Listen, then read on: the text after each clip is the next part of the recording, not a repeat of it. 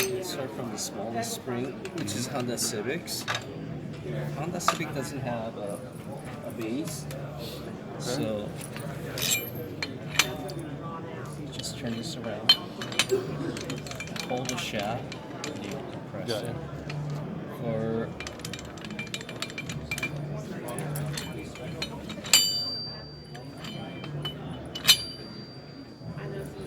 something like this.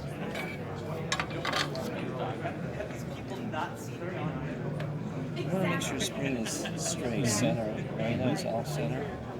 So I'm just going to raise it.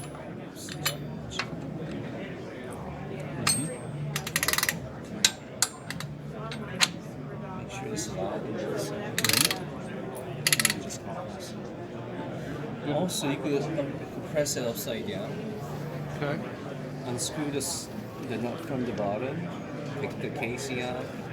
Take the old strut with the new strut. Put the casing back.